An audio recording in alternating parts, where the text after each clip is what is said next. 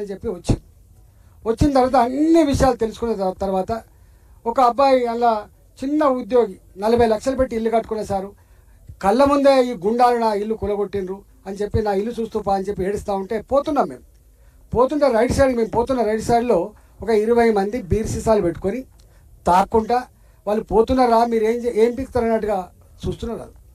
ఏం చేస్తారా మీరు అంటే చూస్తున్నారు. మా వాళ్ళు చేశాక అన్న వాళ్ళే అన్న ఈ 2 నెలల పాటు దౌర్జన్యం చేసిన వాళ్ళు, మహిళలను అనరాని బూతులు తిట్టిన వాళ్ళు, దుర్మార్గాలు చేసిన వాళ్ళంతా కూడా వీళ్ళు అనగానే పోదాం పా వీడు ఎవడో అడుగుదామని చెప్పి మేము పోయినాం. వాడు తాగుతాడు, వాడు అక్కడ కూర్చొని వాడు లాడ్ షాప్ లెక్క ఉన్నాడు తప్ప కనీసం ఎంపీ గారు వచ్చిండ్రు సార్కి ఇట్లా సంగతాన్ని చెప్పడానికి కూడా రాలేవాడు. నేనన్నా వాడు లేవని కూడా లేస్తలేడు వాడు. నేనన్నా లేపు ఒక్కటి వేసిన నేను అంటే పోలీసులు ధర్మాన్ని కాపాడలో విఫలమైనప్పుడు, రెవెన్యూ అధికారులు ప్రజలకు అండగా ఉండలో విఫలమైనప్పుడు, నేను వాళ్ళ ఓటుతో గెలిచిన బిడ్డగా నా కర్తవ్యం కాబట్టి ధర్మాన్ని కాపాడే క్రమంలో, ప్రజలకు ఒక విశ్వాసాన్ని కల్పించే క్రమంలో వాళ్ళ బిడ్డగా నేను తప్పకుండా వాడిని ఒకటి పనిష్మెంట్ ఇచ్చిన. నేను ఇప్పుడు చెప్తా ఉన్నా, మీరు కనుక నేను దీన్ని తప్పుగా భావించట్లేదు, నేను ప్రజల పక్షాన నిజమైన బిడ్డగా నిలబడని ఫీల్ అవుతా ఉన్నాను. మీరు మీ రెవెన్యూ అధికారులు, మీ పోలీస్ యంత్రాంగం ప్రజలను కాపాడంలో, ప్రజల ఆస్తులు కాపాడంలో రక్షణ కల్పించగలక మీరు విఫలమైతే తప్పకుండా ప్రజలే తిరుగుబాటు చేసే రోజు వస్తుందని చెప్పి హెచ్చరిస్తా ఉన్నా. మీరు సిగ్గుపడాలి. మా మాటలు మేము అంటున్నామని చెప్పి మీకు కోపం రావచ్చు, కానీ మీరు సిగ్గుపడాలి.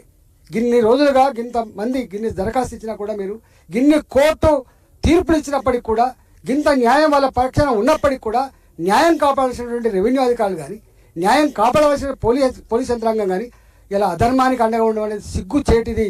దీన్ని తీవ్రంగా ఖండిస్తా ఉన్నాం. నేను మరొకసారి చెప్తా ఉన్నా, నా జీవితంలో, నా 25 సంవత్సరాల జీవితంలో నేను ఎవరి మీద చేయెత్తే ప్రయత్నం చేయలేదు. నేను ఒక ఫిల్తీ లాంగ్వేజ్ కూడా మాట్లాడలేదు. కానీ ఇక్కడ ఉన్నటువంటి వ్యవస్థ చూస్తూ ఉంటే, ముఖ్యమంత్రి గారు, నేను మళ్ళీ మీకు అడుగుతా ఉన్నా, ఇక్కడ మీ నాయకుల అండదండలతో జరుగుతున్న ప్రచారం అవుతా ఉంది. నిజంగానే నీకు నిజాయితీ ఉంటే, ప్రజల మీద ప్రేమ ఉంటే, ధర్మాన్ని కాపాడేవాడివి అయితే, ప్రజలను రక్షించేవాడివి అయితే దీని మీద సంపూర్ణమైన ఎంక్వైరీ చేయమని చెప్పి కోరుతున్నా. సంపూర్ణమైన ఎంక్వైరీ చేసి ఎవరి జాగాలు వాళ్ళకి ఇప్పించే ప్రయత్నం చేయాలి. దీంట్లో ఇన్వాల్వ్ అయినటువంటి భూ కబ్జాకోర్ల మీద మీరు చర్య తీసుకోవాలి. వీళ్ళకి అండగా ఉన్నటువంటి మీ నాయకుల మీద ఇలా మందలించాలని చెప్పి నేను కోరుతా ఉన్నా. లేకపోతే మేమే భారతీయ జనతా పార్టీగా పక్షాన కానీ, ఇక్కడ స్థానిక ఎంపీగా ఖచ్చితంగా వీళ్ళు ఒక్కలే కాదు, ఏకశిలా కాలనీ మాత్రమే కాదు, మొన్న ఆరుంధతి నగర్ అయిపోయింది, అంతకంటే ముందు బాలాజీ నగర్ అయిపోయింది, అంతకంటే ముందు ఇంకొక అయిపోయింది. 6 నెలలుగా చూస్తూ ఉన్నా. ఈ 6 నెలల కాలంలో నేను చేసే ప్రతి పని కూడా పేదలు ఏడుస్తున్నటువంటి కన్నీళ్లకు పరిష్కారం చూపే పని తప్ప ఇంకో పని లేదు నాకు. ఇవాళ గది నా పని అయిపోయింది కాబట్టి ఇవాళ ఇవన్నీ చూసిన తర్వాత అనిపిస్తుంది, గింత దౌర్జన్యమా, గింత దుర్మార్గమా, ఇక్కడ ఎక్కడెక్కడి నుంచో వచ్చి బతకటోళ్ళు కాబట్టి ఐక్యత. ఇదే గ్రామాల్లో జరిగితే తోలు తీస్తారు వాళ్ళు, ఇదే పని గ్రామాలు జరిగితే గ్రామాలంతా తోలు తీస్తారు. కానీ ఇక్కడ బయట నుంచి వచ్చిన వాళ్ళు కాబట్టి, ఒకరు శ్రీకాకుళం నుంచి వస్తారు, ఒకరు వరంగల్ నుంచి వస్తారు, ఒకరు కరీంనగర్ నుంచి వస్తారు, ఐక్యత ఉండదు, పాపం భయపడతారు. కాబట్టి ఇవాళ వాళ్ళ భయాన్ని ఆశ్రయ చేసుకొని ఇంత దౌర్జన్యం చేస్తూ ఉన్నారు. ఎవరైతే ఇవాళ వీళ్ళ దరఖాస్తు ఇచ్చినప్పటికి కూడా వీళ్ళకు న్యాయం చేయలేదో వాళ్ళ మీద కూడా పనిష్మెంట్ రావాలని చెప్పి కోరుతున్నా. నేను మానవ హక్కుల కమిషన్కి, వీళ్ళ మీద మానవ హక్కుల కమిషన్కి ఫిర్యాదు చేస్తా.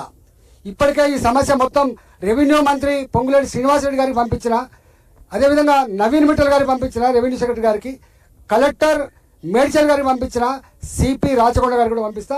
ఇప్పుడు ఈ బుక్కులన్నీ కూడా ఈ 40 ఏళ్ళుగా వీళ్ళు కోర్టులలో తిరిగి న్యాయం తెచ్చుకొని కూడా అనుభవించకుండా, ఇళ్ళని అనుభవించకుండా, ప్లాన్ అనుభవించకుండా బాధపడుతున్నటువంటి అవన్నీ కూడా పంపించే ప్రయత్నం చేస్తా. మీకు ఏమాత్రం సోయి ఉన్నా, ప్రజాస్వామ్యం మీద విశ్వాసం ఉన్నా, ప్రజల మీద మీకు ఏమాత్రం గౌరవం ఉన్నా దీని మీద తక్షణమే స్పందించి ఈ సమస్య మాత్రమే కాదు, ఇలాంటి నగరంలో అనేక సమస్యలు ఉన్నాయి, ఆ ప్లాట్ల యజమానాన్ని కాపాడని చెప్పి నేను డిమాండ్ చేస్తున్నాను.